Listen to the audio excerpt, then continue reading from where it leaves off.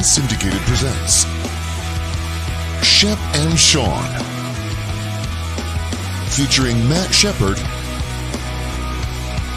and Sean Baligian.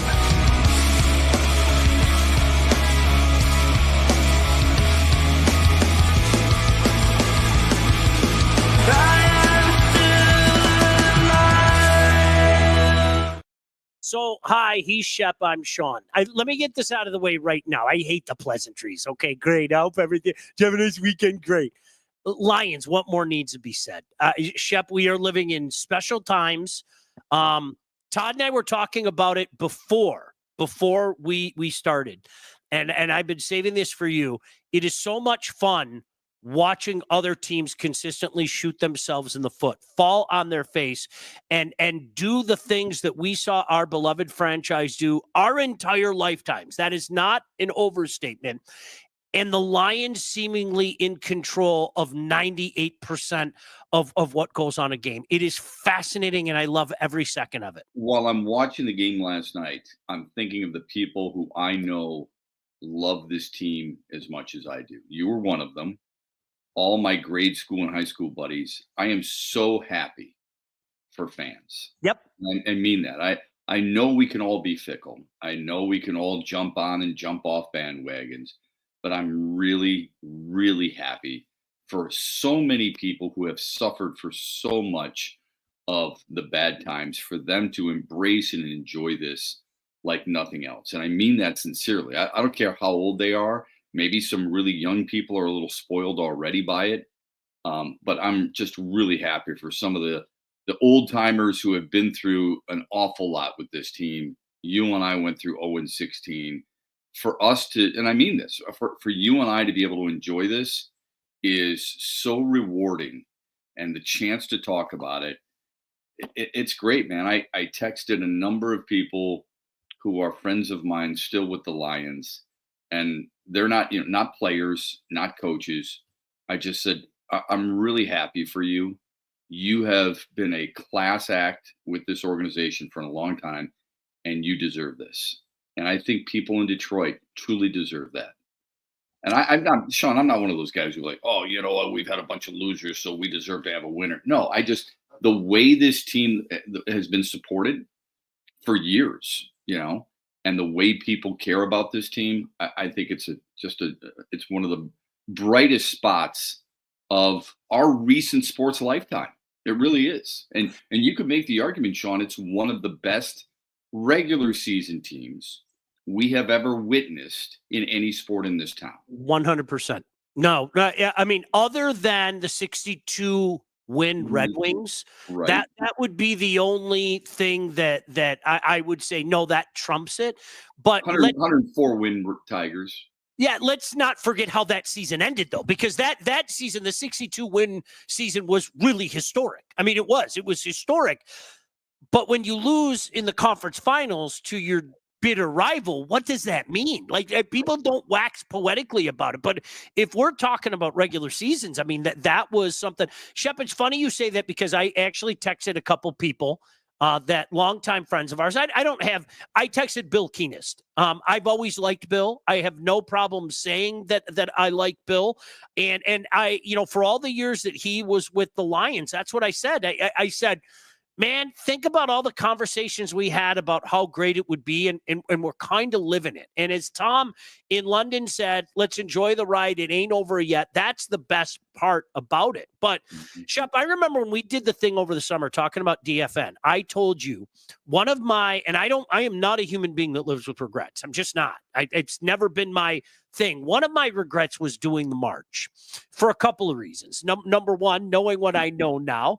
And number two, the way it was misconstrued by a lot of people, including some people with the Lions, that had nothing to do with hating the Detroit Lions, telling people not to go to the game, telling people to boycott the game. It had everything to do with loving this franchise and watching it being torn down, as bad as it had been up to that point in time. Shep, it didn't take a rocket scientist to figure out the worst was yet to come. And come it did 2 years later in the form of 0-16. So I'm with you. Like, to put up with the crap that we've put up with in our lives, all right? And I have no problem saying it. I can't tell you how many Sundays I wasted there. Wasted. I have a job. I didn't want to be there because I knew what was going to happen. To watch this team, to relish this team, to feel like, and I have no problem saying it, a fan is awesome. This has been phenomenal. It really has. Yeah, it comes from a good place. I remember walking into the practice facility one time, and I was met by Ricky Sandoval, who was their longtime security guard, if you will, security advisor, whatever you want to call it. We ended up being pretty close friends, actually. But he said, "What are you doing here?" And I said, "I'm here to cover practice." Why? And he said, "You call us. You say stuff about us that makes me think you shouldn't be here. You call us the lie downs." And I said, "Well, to a certain extent, I think I'm right in saying that." He goes, "Well, we don't appreciate that, and you can get out of here." I said, "Let me tell you something." I said, "I was born and raised here, and I grew up as a kid crying when this team lost.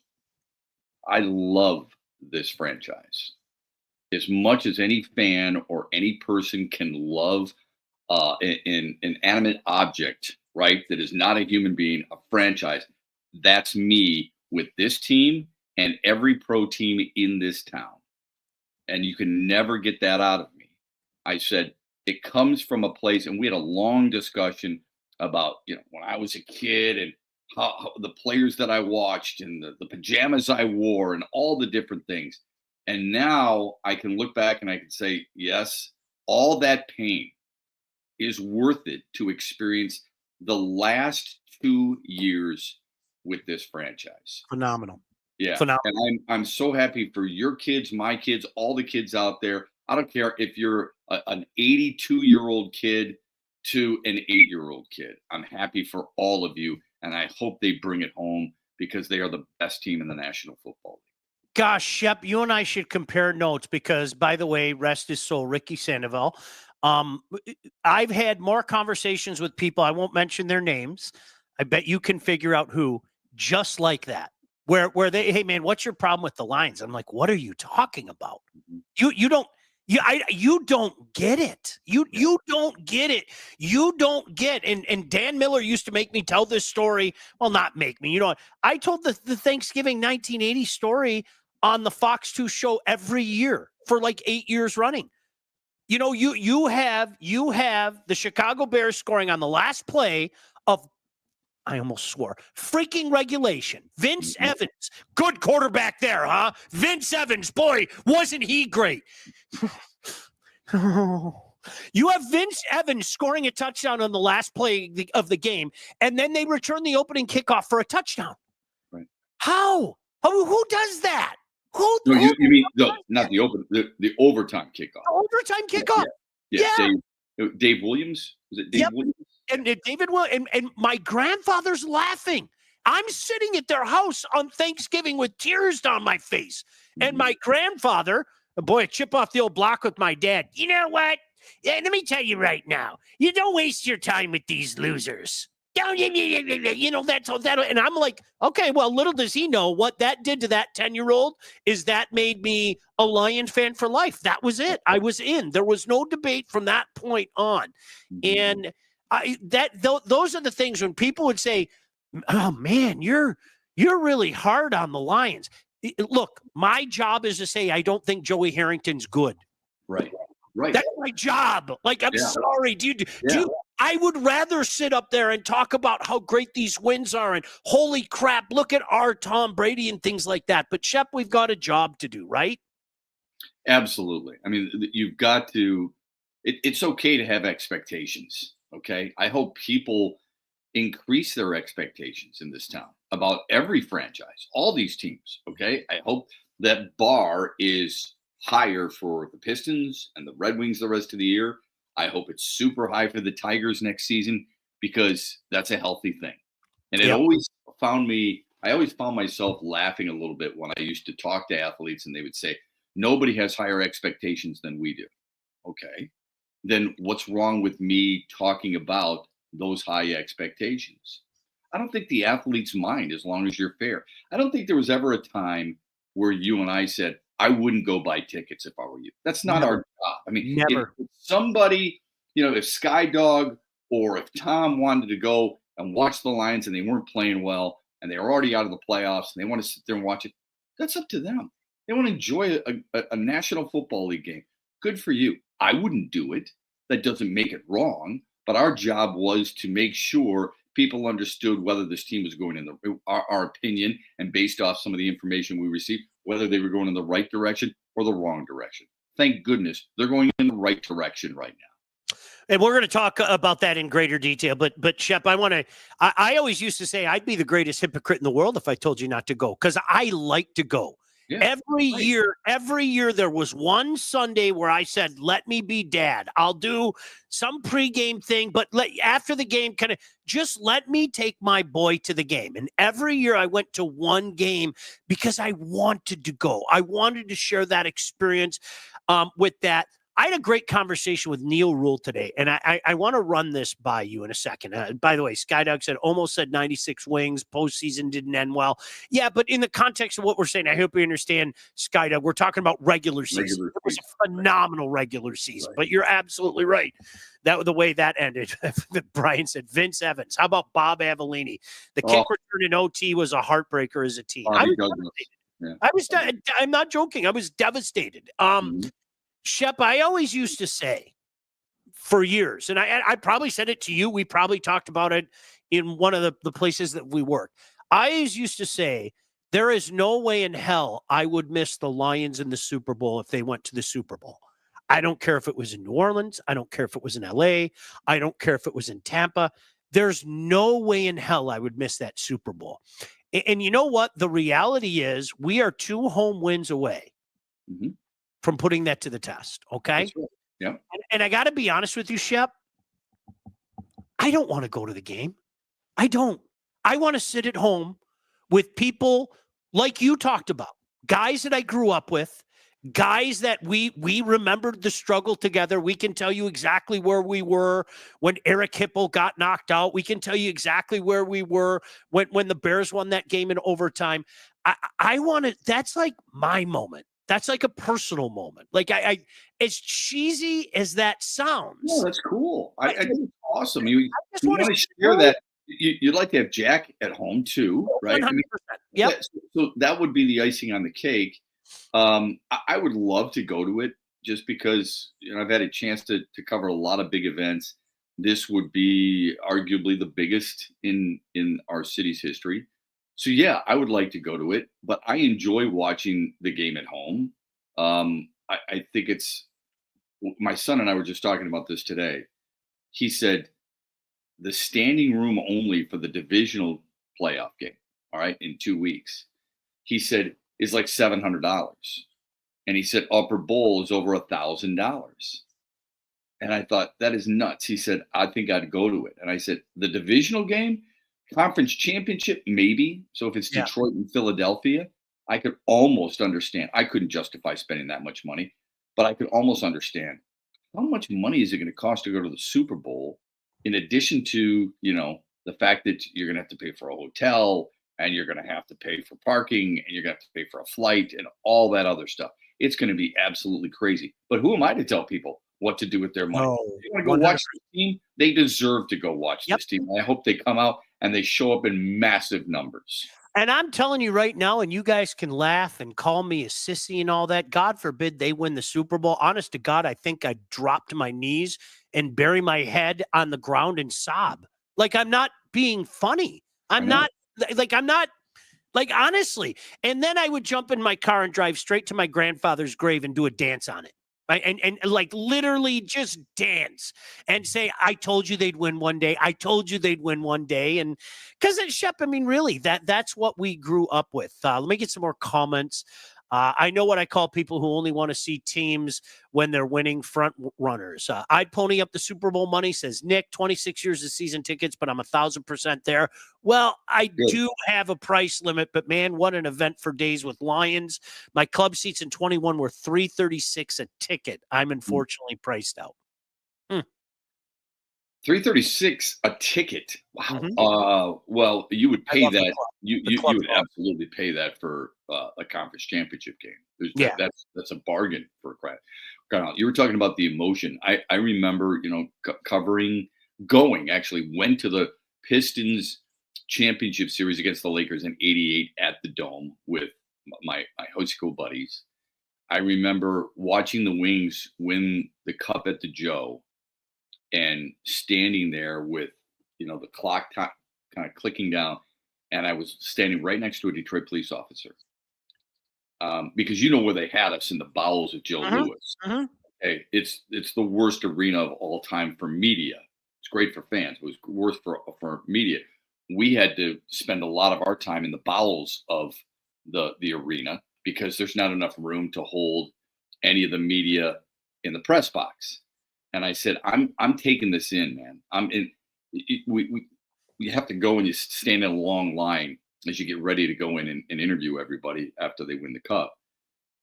But I said, I'm cutting out of this line. I want to go see what it's like. I want to be in the bowl when it's happening. And I'm standing next to this Detroit police officer, and he and I look at each other, and we're just shaking our heads.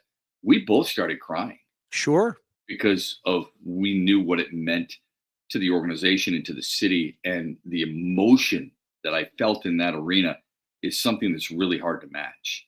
I cannot imagine, Sean, in 2 weeks when Detroit plays for the NFC Championship game and that clock is clicking down and you're about ready to go to the Super Bowl and you just ruined Philadelphia's end of the year or whomever it may be, the emotion that's going to be in at that time on a Sunday afternoon in Detroit. Unmatched. No doubt about that. Todd brings up a great point. Can you imagine the Bills and the Lions in the Super Bowl? It will legitimately be the most expensive ticket ever. By the way, I'm very glad we're not talking about pitchers and catchers right now. I think it will be the Lions and Bills. I really do. I think Josh Allen has been that good. I know Buffalo has stubbed their toe a couple of times since the game against Detroit, or at least, they didn't really look good in the first half against New England right after playing Detroit. I think that's what it's going to be. I mean, that's been my prediction for a while, and I'm going to stay with it right now. Well, let me tell you all about catering. Are you planning your NFC Championship party, maybe a Super Bowl party?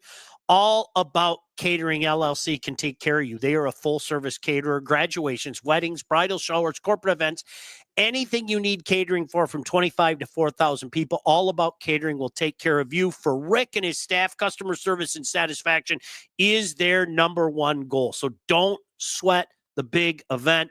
Just go to allaboutcateringllc.com. Please tell them we sent you. Check out their menus, their 5-star reviews. Give them a call, 586-731-1398, to get your event started. Nick said, I saw the Pistons in 88, 89, 90-ish behind the net, but good enough to have a waitress like $65 a seat. We may have a COVID-type shortage on Kleenex if we win the Super Bowl. Well, you know what it is? It really is. It's like all those people with the Boston Red Sox in 2004. Yeah. The Well, the people. Cubs. Yeah, I wish my dad was here. I wish my Yeah. grandfather was here.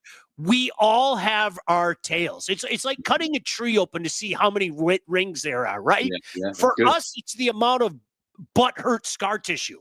Well, Yeah. here's about 5 inches of scar tissue. So each inch is 10 years. So I'm going to estimate that this guy's 54 years old. Well, you nailed it. Yes. And I've had 50 years of butt hurt. So that's really where it's at. Shep, Yeah, how do I you? think a lot about the guys that you and I covered, back No. even at the Silverdome and stuff. Those guys, the guys who really worked hard, but they weren't on good teams. Yep. And that's not a knock against some of the other guys. They just weren't that talented, right? But I think of guys like Stephen Boyd and like Robert Porcher and like our mutual friend Herman Moore, right? Benny Blades. And Chris Spielman and Benny Blades and Jerry Ball. Yep. And guys like that, of course, Barry Sanders and Calvin Johnson, and to a certain extent, a guy like Matthew Stafford. But those guys, they truly cared about the Lions and about the city and about the community. And a lot of them are still here. And it's obvious that they still care about it.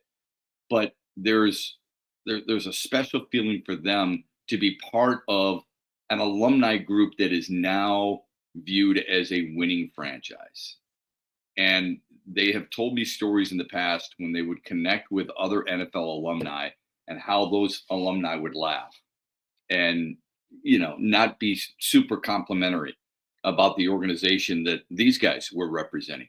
Now they can go about these little NFL alumni gatherings and people recognize, you know what? Oh, you're with the Lions. They're really good. And that's the conversation they now have to have or enjoy having rather than the negative aspect of it. So I'm happy for them too. Let's get into the game in just a second. It was a master class in so many different ways last night. It really was just a fascinating watch. And first, let me tell you about our friends at the Wealth Advantage Group. If you're ready to take charge of your financial future, look no further than the Wealth Advantage Group, located in historic downtown Northville and owned by those two guys right there. Two guys that literally comforted me on that cold day in 2008 when the Lions lost to the Packers to finish 0-16. That is a true story. I'm not bullshitting you. They lived next door to me, and they came over and they like, dude, can we all just sit here and be miserable together?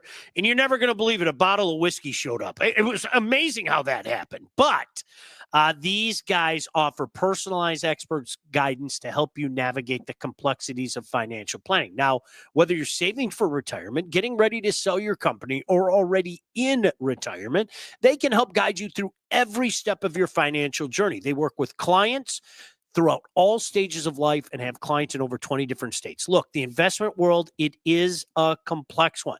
So if you're ready to start taking your finances more seriously, it's time to work with the experts. Reach out to my friends, Mike Cusack, Jeff Cusack, say hello to Aaron as well at the Wealth Advantage Group at 248-773-8574, or check out their website at www.thewealthadv.com. There's also something to be said about watching the Lions in the area. Should they win, look at the 97 wing celebration. Bill said LF. In other words, not going to New Orleans. Yes. Sticking around the area and watching everybody celebrate, come out of their houses. That's a really good point by Nick. Yep. LFG Lions, no doubt. Shep, I knew the Lions were going to win yesterday. I did. I'm not lying to you.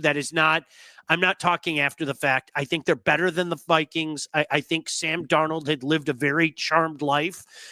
Now, did I expect Sam Darnold's eyes to become as wide as they did and to perform as poorly as he did? No, I did not. But if you give this coaching staff time, they are going to cook something special. And it really reminds me of Jimmy Johnson's staff in Dallas, because you wondered aloud how long they were going to be able to keep the band together, so to speak. Yeah, right. North Turner was a hot name. Dave Wanstead was a hot name. Butch Davis didn't leave too far after.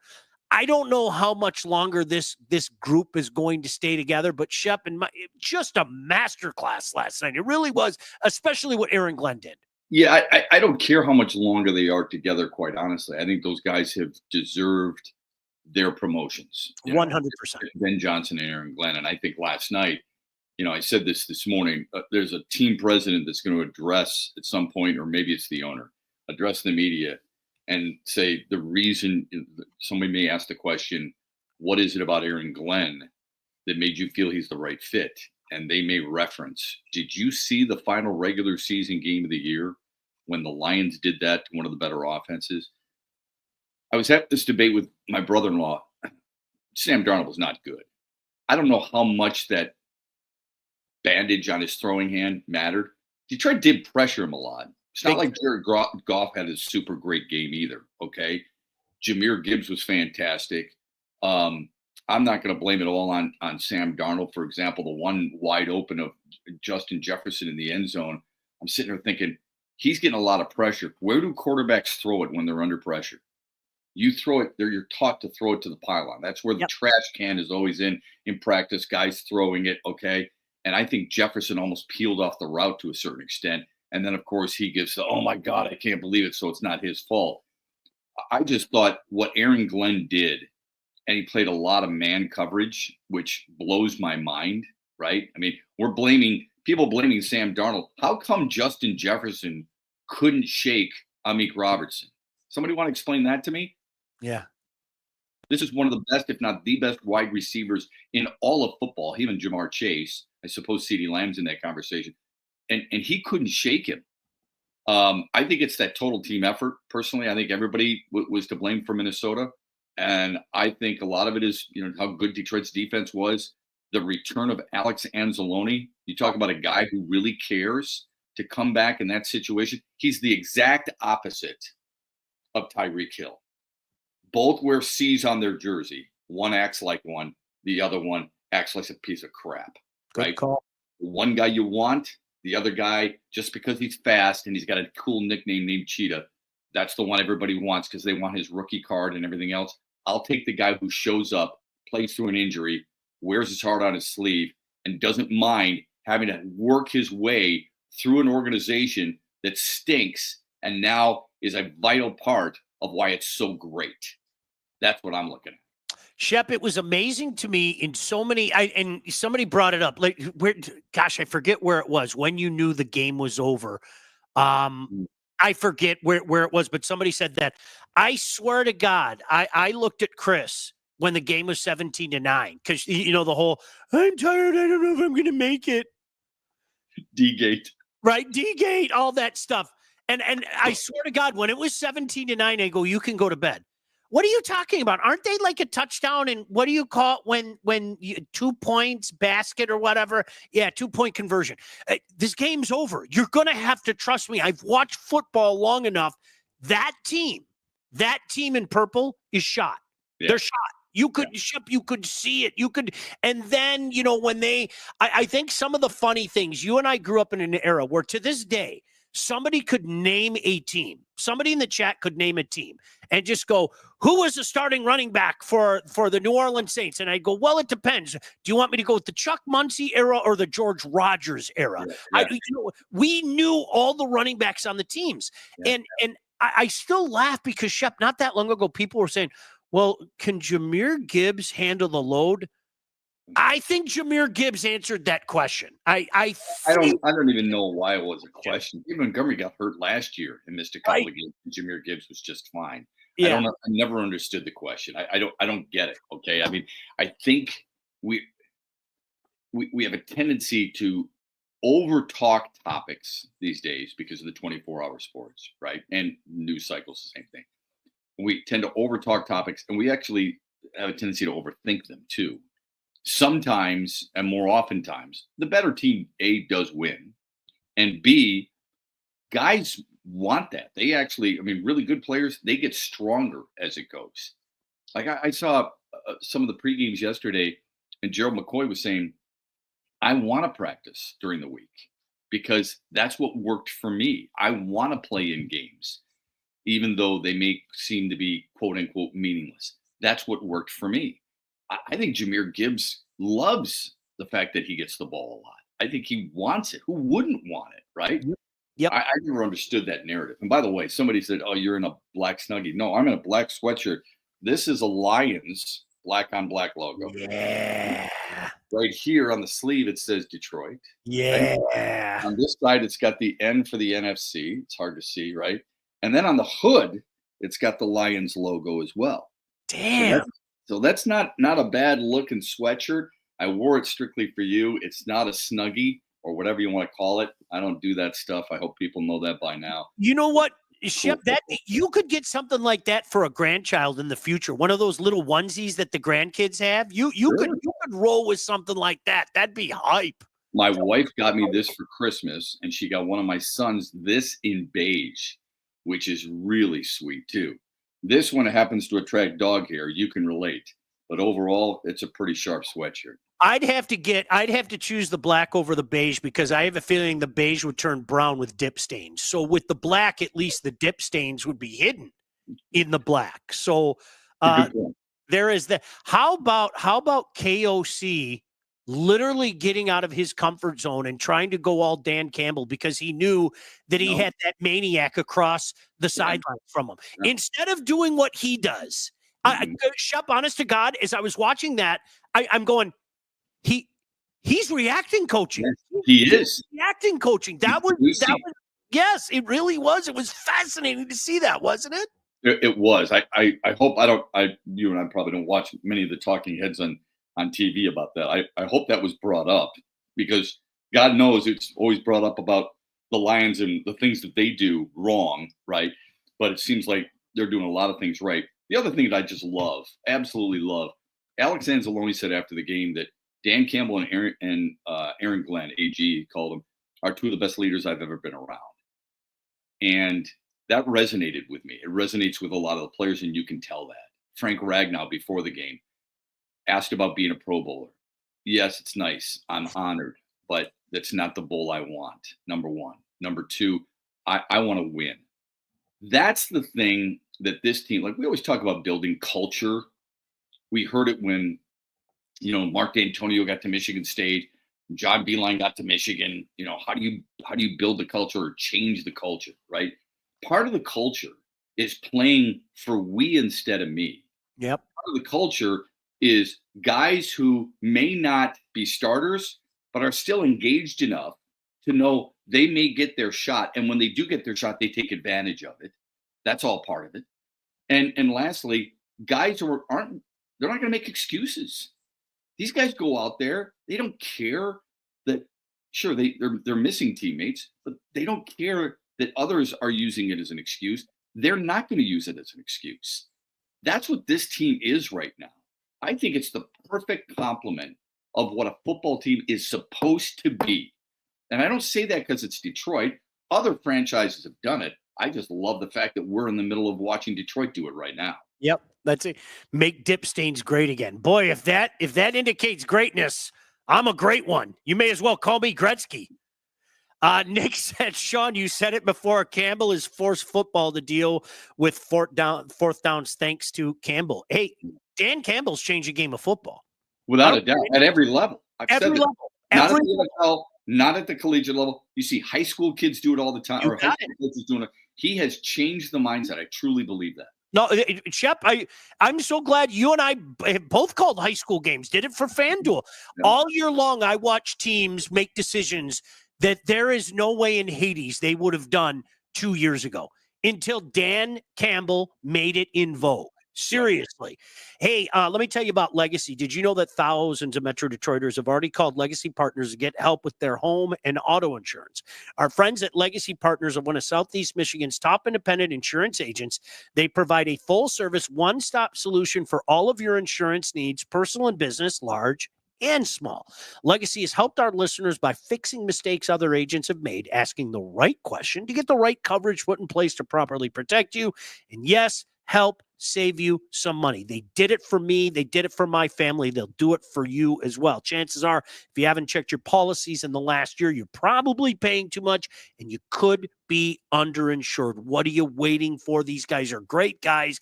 They're going to hook you up, treat you just like they treated me, because everybody in the Legacy family truly is family. Give them a chance to help with your home, cars, life insurance, Medicare enrollment, or your business insurance needs.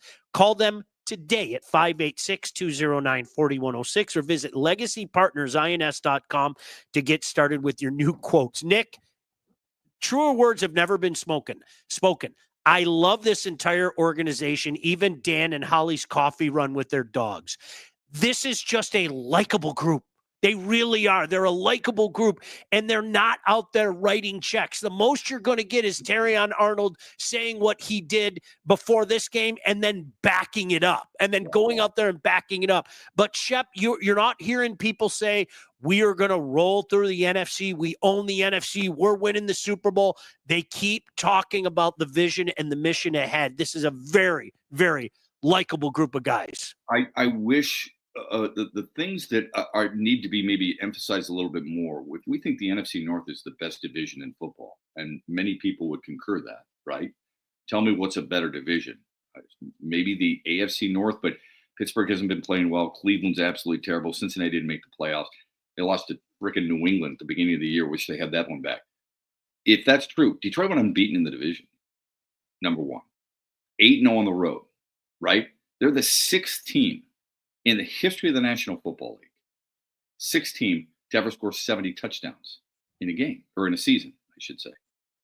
The number, I don't understand how people can be, if you don't think if you think there's a better team, Kansas City, Buffalo, Baltimore, perhaps maybe even Philadelphia, okay, but to not really give this team the true understanding of the elements it takes to win. Like even today, I'm reading articles where people are like, "Sorry, I mean, I just think they're too beat up. Too beat up. The playoffs are a different ball game." Really?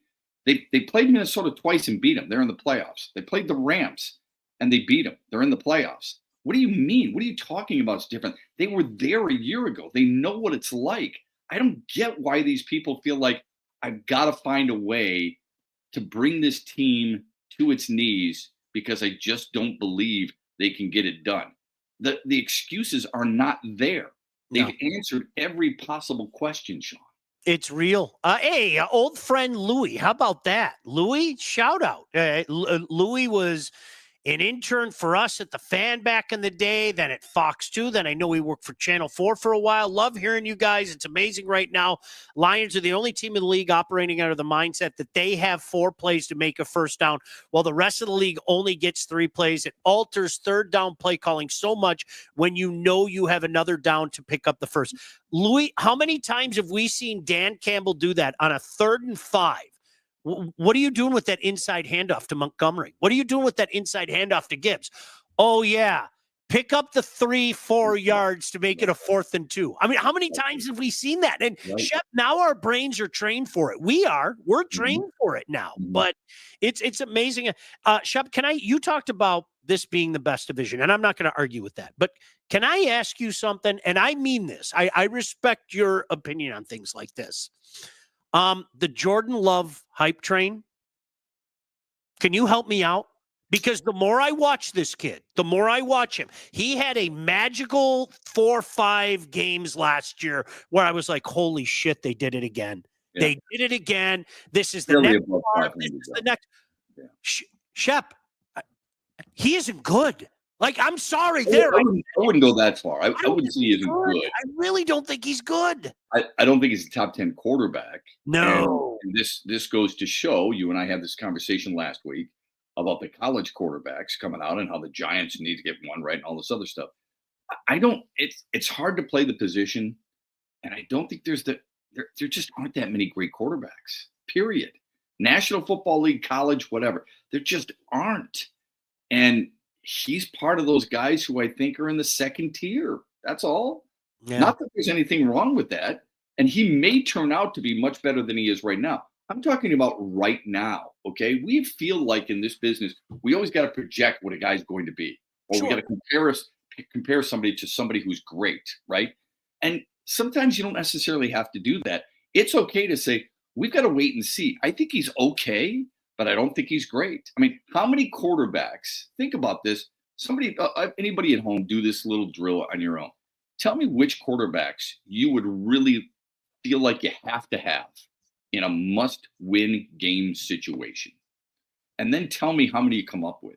Yep. You're not coming up with very many. I promise you that.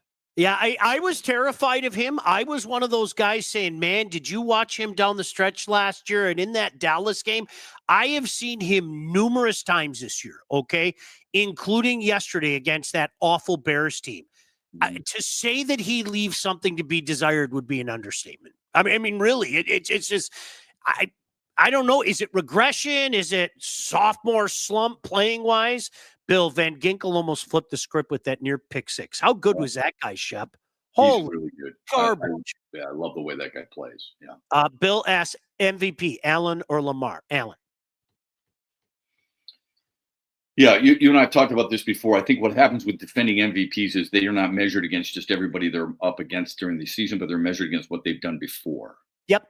When a guy is the only guy in the history of this league to throw for 4,000 yards and rush for 800 in a season, and they win a good division, I think he's got a really strong case. So I wouldn't have a problem with either one of them. I think it's down to those two. I think Saquon Barkley to a certain extent. I was a big believer that Jared Goff should be in the conversation until recently, and especially after his performance yesterday. I wouldn't have an issue with going either way. My guess is Allen will probably win it because it's hard for people to vote for a guy in back-to-back seasons. Let me take it a step further, Shep, and you'll probably agree with me, although you don't have to agree with me here. There are too many lazy MFers out there that are going to look at a game like that game against the Lions and go, ooh, look what he did. Or, ooh, look what he did in that Rams game. And that is going to be the basis for their vote instead of using that stuff, because that would require actual work, to looking at your phone and looking up stats and things like that. Mhm. So Or instead, talking to coaches. Yeah. yes, instead what they will do is well, I watched that game. That was America's game of the week one week. And then that was America's game of the week the next week. And he scored 500 touchdowns. So there's your MVP. That's why he's going to win. Right. There's no doubt. Or there's my Heisman Trophy winner. Absolutely. Yeah. Yep. That's exactly it. Shep, is there anybody, and I hate using the word fear, so take it in the proper context, okay? If there's one team in the NFC that you think you fear or can beat the Lions, is it Philly?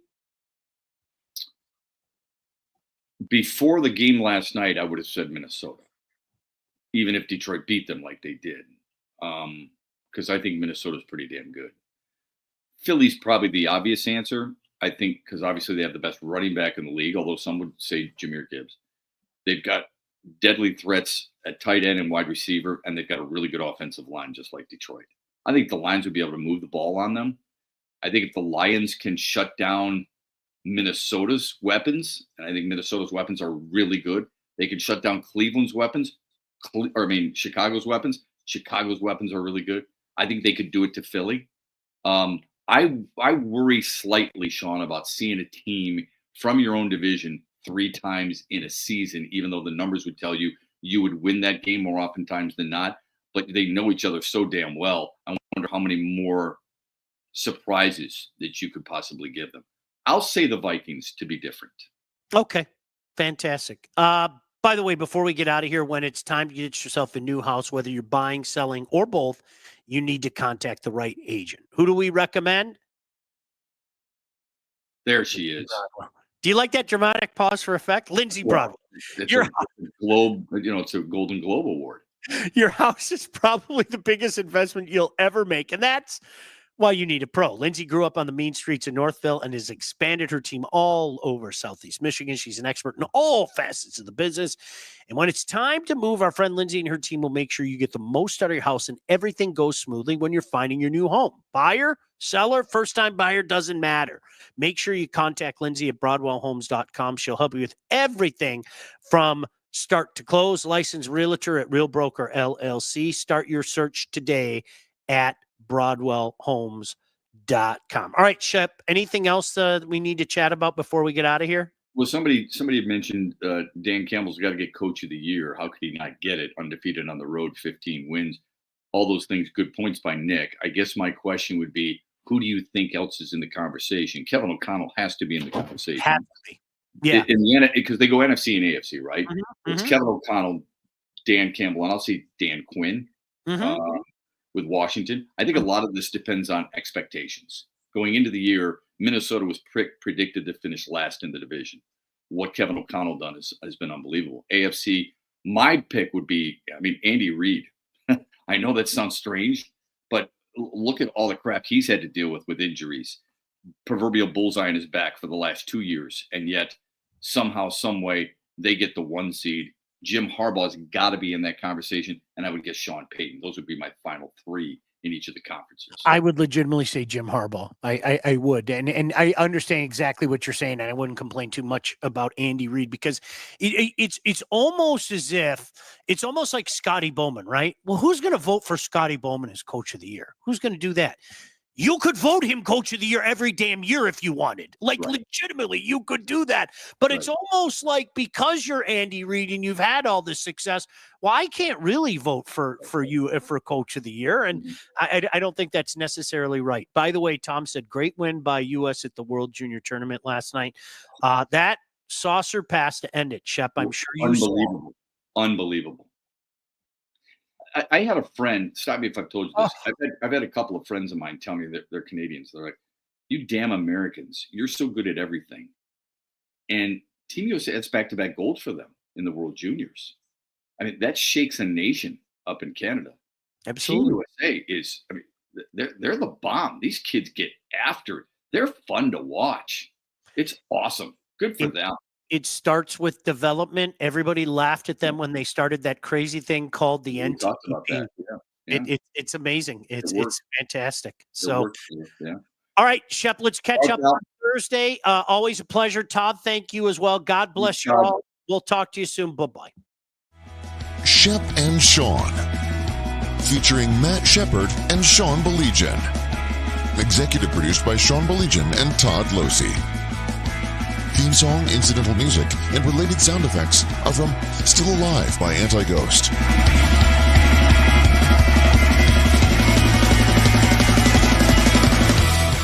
Engineering, mixing, and graphic design support provided by the Unsyndicated Podcast team. Don't forget to like and subscribe on all your favorite channels. While you're there, be sure to rate and review the podcast. Call the Unsyndicated hotline at 248-237-3257.